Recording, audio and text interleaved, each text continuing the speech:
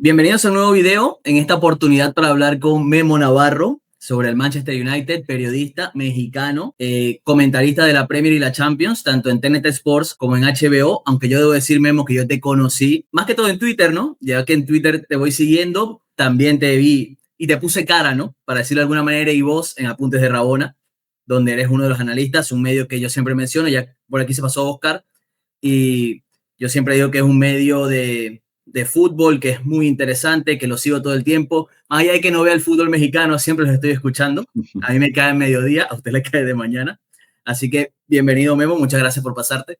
No, muchas gracias por la invitación, Javi. Un placer. Nos conocimos, por lo menos de manera virtual, en Sí, Twitter. Yo creo que hace ya varios años. La verdad sí. es que no recuerdo exactamente cuándo, pero la Premier League fue lo que nos unió seguramente. No recuerdo el momento, pero yo creo que por cómo nos gusta el fútbol inglés, debe haber sido eso. Sí, y justamente vamos a hablar de un grande, un gigante del fútbol inglés, en unas complicadas, en una temporada donde hay sus más y sus menos. Yo primero te quería preguntar cómo has visto estos meses iniciales del United. Yo sé que podemos dividirlo porque creo que hay sus momentos y sus Ujú. cosas, pero en general, ¿cómo has visto hasta este momento esta temporada del equipo de Rubén Amorim? Menos caótico, es lo primero que llama la atención con respecto a la temporada anterior. Hacerlo peor que la temporada pasada en términos de resultados, de sensaciones, era prácticamente imposible. Así que por ahí, claro que está mejor el equipo, está en una mejor situación.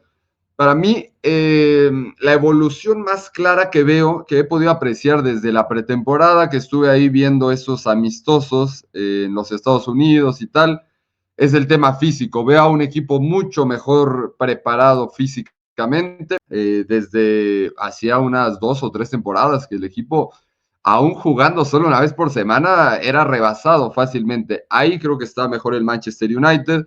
Eh, Inevitablemente, aunque el sistema y el esquema, el parado táctico, todavía no se vea totalmente consolidado, ya se ve un equipo un poquito más familiarizado, todavía para mí lejos de hacer que en conjunto sean un equipo muy competitivo, pero también ya se ven los roles más definidos. Y creo que es más eso, también una mayor calidad en sus piezas, porque pasaste de un Anthony que siempre le costó, de un Rashford que ya no estaba tan metido, aunque con Amorim nunca contó realmente, un Garnacho que tiene sus falencias, a Mbummo, a Acuña, a Sesco, que le ha costado mayormente, pero creo que es una mezcla entre un mejor estado físico y mayor calidad individual. Y claro, que el sistema por ahí va encontrando respuestas. Me han dicho hace algunas semanas, aunque a Morín todavía creo que le siguen preguntando, se criticaba mucho su sistema, ¿no? Que él es Uh-huh. muy rígido, por lo menos en cuanto a esquema, sus tres centrales, sus carrileros, ese doble pivote donde Bruno está ganando ya cada vez más peso, esa doble media punta y un 9. ¿Tú crees que el sistema puede ser uno de los puntos o una falencia, el esquema como tal? Yo siento que a veces es una crítica un poco, bueno, a mi criterio, un poco superficial si no se adentra más en ello. De acuerdo, para mí hay que diferenciar las dos cosas, el esquema, que es el 3-4-2-1 o el 4-3-3 o el 4-4-2, Sí. y el sistema, que tiene que ver más con el modelo de juego, con las intenciones de juego, en cómo te comportas en las distintas fases. En el esquema, yo lo veo un poco como tú, me parece superficial porque al final de cuentas puedes jugar un 4-3-3 que al momento de atacar, si los extremos van hacia adentro, si el pivote se queda y los laterales van, te queda exactamente la misma formación que Sí. está jugando el Manchester United. O esa formación con la cual Antonio Conte hizo campeón al Chelsea en la 2016-2017. Era un 3-4-2-1 también, pero que tenía intenciones distintas a las de Amorim. Estas intenciones de las que hablamos, este planteamiento de este esquema, es lo que a mí me ha dejado dudas del entrenador portugués. Y lo podemos apreciar, por ejemplo, en su defensa, en su bloque medio. Es un equipo que no es tan compacto, que hace que sus mediapuntas presionen con el atacante y si superan esa línea de presión, pues quedan pagando los mediocampistas. O, por ejemplo, una fase donde para mí es todavía más alarmante lo del United y es la salida de balón. Lo que propone Amorim es que su central, su líbero, ¿no? En esa línea Sí. de tres, al momento de una salida de balón desde el fondo con el portero, se incruste como un centrocampista. El problema es que sus líderes son Matthijs de Ligt y Maguire, que si les das el balón ahí no se van a girar en ningún momento. Ese tipo de cosas son las que para mí hay que cuestionarle a Rubén Amorim. Sí, es que es bastante extraño, ¿no? Porque ahí pone también de espaldas a Casemiro, o sea, la idea es más que todo que ese central vaya con Casemiro, Bruno gana un poquito más de altura, y claro, lo que tú dices, en la práctica tú lo puedes explicar de una manera, pero claro, cuando los futbolistas que están en la cancha no destacan desde el giro para poder darte una capacidad de progresar y no encuentras a partir de esa salida de balón ir poco a poco, paso a paso, juntarte con el mismo, sí que obviamente se te va a complicar sobre todo esos ataques más posicionales. Igual, te pregunto, como te digo, yo creo que se podría dividir un poco lo del United en un tema de que en los últimos partidos cosecharon 3 victorias consecutivas, que es un hito, o fue un hito en su momento para la era de Amorim. Los últimos 2 partidos en empate, ese contra el Tottenham un poco ya en los últimos minutos, después de un segundo tiempo a mi criterio bastante malo. Contra el Nottingham Forest, donde tienes unos minutos donde te remontan, pero fuera de eso son 5 partidos consecutivos que te han servido para ganar un poco más de altura en la tabla. ¿Tú crees que esos resultados son consecuencia de una mejora a partir del juego o sientes que es algo más circunstancial? Porque claro, por lo menos en el partido contra el Liverpool, más allá de que es una victoria anímica importantísima, si uno ve el partido también sabe que, bueno, en cuanto a generación de oportunidades, en cuanto a todo, el Liverpool se lo pudo haber ganado muy fácilmente. Entonces, claro, más allá de lo emocional, en lo futbolístico, no sé qué tanto te puede dejar esa victoria. Para mí, esta racha, sobre todo después del primer partido, de hilarlo ganando en Anfield, que era improbable y que además fue la primera vez que el United ganó 2 partidos seguidos en Premier League con Rubén Amorim en el banquillo, algo sorprendente. Creo que ahí les dio también un envión anímico, que no está mal, en realidad es muy importante, porque sí, era un equipo que jugaba mal, pero que tampoco podíamos evaluar todavía con confianza. Los jugadores estaban totalmente caídos. Entonces, ya que los vemos en un mejor estado de confianza, vemos una mejor versión de los futbolistas. La adecuación que hay en estos encuentros es que está jugando más directo el Manchester United. Y esto es paradójico porque fíjate que estaba revisando ruedas de prensa de Amorim cuando llegó y lo que decía era que a este equipo le faltaban pases hacia atrás, le hacía falta control, le hacía falta respirar, pisar la pelota, y ahora ya cambió totalmente su discurso, tal vez porque se dio cuenta que no podía implantar eso o no pudo hacerlo, también es probable, y ahora van con el 9 directo, se saltan muchas fases de construcción en salida o en la mitad de cancha, y creo que así se han vuelto ligeramente más competitivos, más este factor anímico. Pero yo te lo digo, a pesar de esta buena racha de victorias, creo que en todas han habido dudas y dudas grandes. Contra el Brighton, cómo te vinieron de atrás. Contra el Liverpool, que al final te salvaste. Si el Liverpool estuviera en mejor momento, ganaba ese partido. Contra el Forest, te remontaron muy rápido y pudiste también perderlo. Es cierto que también pudiste sacar mejores resultados ahí. Y contra el Tottenham, ni se diga, se descontroló un juego que tampoco lo jugaste tan bien. Entonces, a pesar de que es un equipo con más confianza, con una idea más simple y mejor ejecutada, te diría que no es un equipo todavía, desde mi punto de vista, fiable, ni mucho menos. Para mí está cerca de serlo. Sí, Está todavía lejos de serlo, quiero decir. Yo comparto contigo esa apreciación. Creo que también entiendo al aficionado del United, ¿no? Que se alegra por las victorias consecutivas porque, bueno, era un tema que ya venía muy preocupante porque hasta con el mismo Amorim, ¿no? No es solo un tema por lo que ha venido pasando en el club en el último tiempo, que ya es un tema, yo creo que más profundo que del juego, sino a nivel dirigencial, a nivel administrativo, de inversión en su momento, pero a nivel de juego y dinámica con Amorim ya se tenían bastantes dudas y creo que estas victorias un poquito le dan un colchón. Justamente mencionabas lo del juego directo y creo que hay una figura ahí, creo que es Lamens, el que también te está dando un poquito más de fiabilidad. No tanto porque Lamens a mí no me parece un portero de super elite, en el sentido de no me parece un top 10 arqueros mundial, pero sí que te está ofreciendo algo que no tenías con Onana y que tampoco te demostró Bayindir en los primeros partidos. Yo creo que por lo menos algo de seguridad te está dando, ¿no? Sí, tanto a partir de sus intervenciones como a partir de lo que transmite. Es que hasta su lenguaje corporal es mejor que el que tenían los otros dos que mencionas. Eso para mí es importante y que tiende a ir directo con balones en largo, que lo hace más con la pierna zurda, con la pierna derecha, transmitiendo comodidad incluso ahí con la pelota en los pies. Eso es bueno. Yo lo que lo pude ver en sus partidos en Bélgica, que me metí a revisar algunos partidos para saber qué esperar, es un portero con muy buenas cualidades, con una muy buena base, con muchas cosas que mejorar, y es normal por la edad que tienen. Los porteros, los arqueros maduran después, por lo menos más tarde. Tiene buenas condiciones para atajar en su rango de movimiento, es decir, cuando no se tiene que desplazar o impulsar, cuando sí tiene que hacerlo, le cuesta más, pero no se le ha visto muy exigido, ha respondido bien, le transmite comodidad y confianza a su defensa, sale de mejor manera, no ha cometido errores, por lo menos no graves, como se venía cometiendo en el arco del United prácticamente cada partido, y creo que esa confianza, a la par de los buenos resultados, pues sí tienen más tranquila esa zona del Manchester United. Y justamente hablando de fichajes, quiero hablar de dos nombres que ya mencionamos mientras que hablábamos, o tú mencionaste, ¿no? Tanto Mbeumo como Cunha, que son dos futbolistas que ya conocíamos de la Premier, que venían de unas dos muy buenas temporadas cada uno, rindiendo de manera sensacional. Yo creo que cuando se dieron los fichajes, más allá de la crítica natural del precio, que la gente siempre ya, cada vez que se paga una cifra estratosférica, se critica y sin tener mucho contexto, pero la realidad es que Cunha y Mbeumo son dos futbolistas que ya en la Premier habían mostrado cosas que a mí me parecían ambos súper complementarios, no solamente a nivel de ellos mismos como jugadores, sino también dentro del sistema que proponía Morín.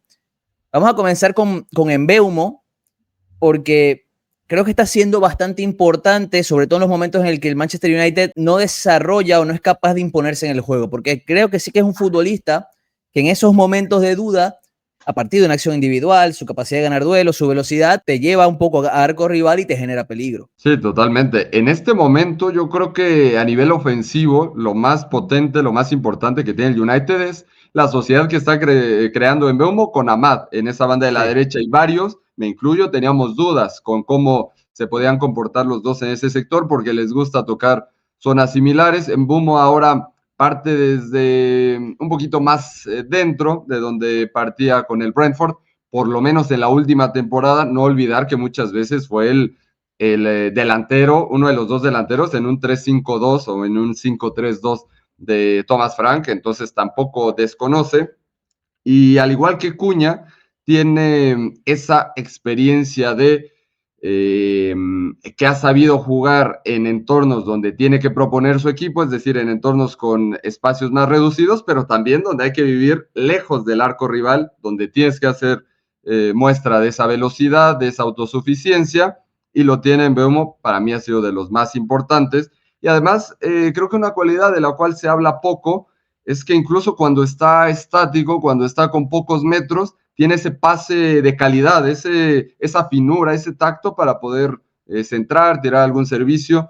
Por algo, creo que la comparación cabe, que es como una versión de Mohamed Salah, obviamente inferior, lo del egipcio es histórico en la Premier League, no quiero tampoco hacer una comparación desmedida, pero en cuanto a ese tipo de cualidades, no es tan ligero, pero al final es veloz, es fuerte, tiene ese tacto, tiene buen remate, entonces yo creo que es de los que mejor se están viendo en el Manchester United y que se siente cómodo, se nota.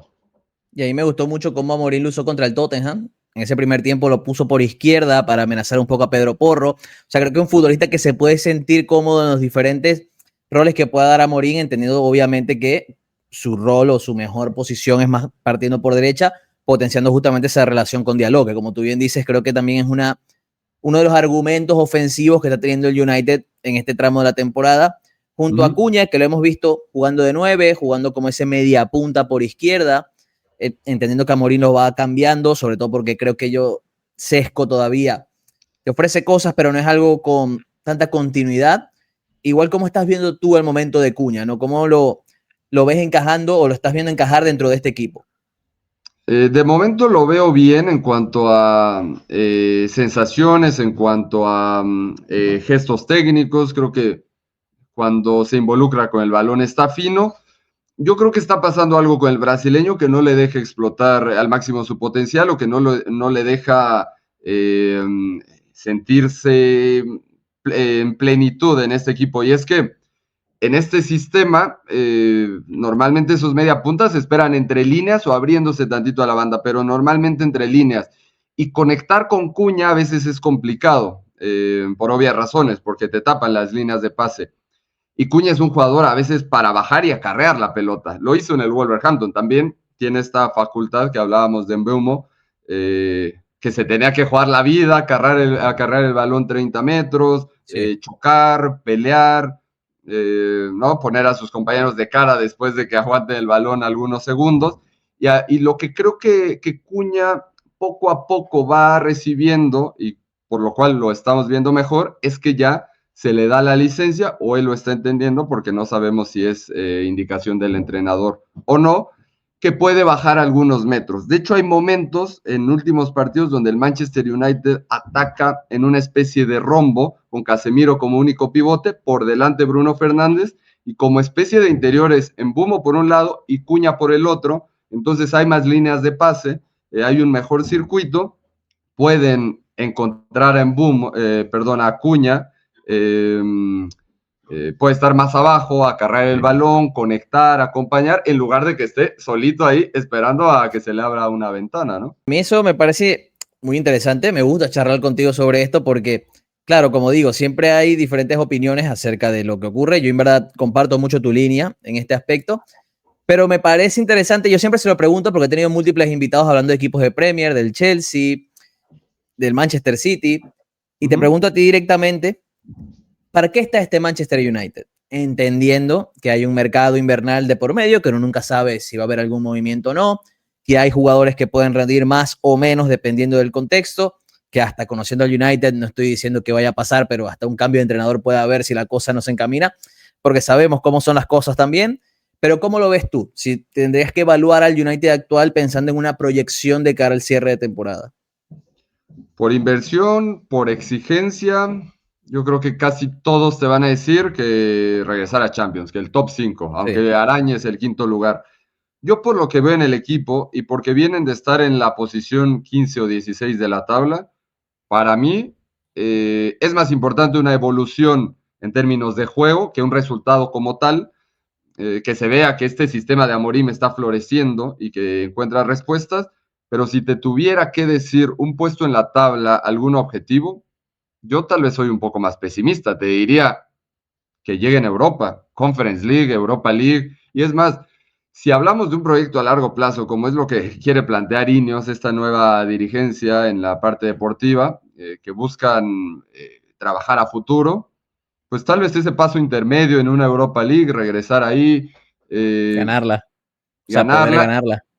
Exactamente, y te voy a decir otra cosa, que aunque haya inversión ya fuerte, se hizo otra vez en este verano, faltan varios perfiles muy importantes como en el centro del campo. Ahí sí, yo creo que el techo del United va a subir y la exigencia, al menos de mi parte, también sería más alta, porque en este momento yo no puedo poner un equipo que tiene a Casemiro, a Bruno Fernández y a Ugarte construyendo como un candidato a meterse a Champions. Si lo hace muy bien y tiene posibilidades porque esta Premier está para cualquiera en esa zona, ¿no? Sí, ese lo pero yo creo que el United, no sé, yo no se la compro.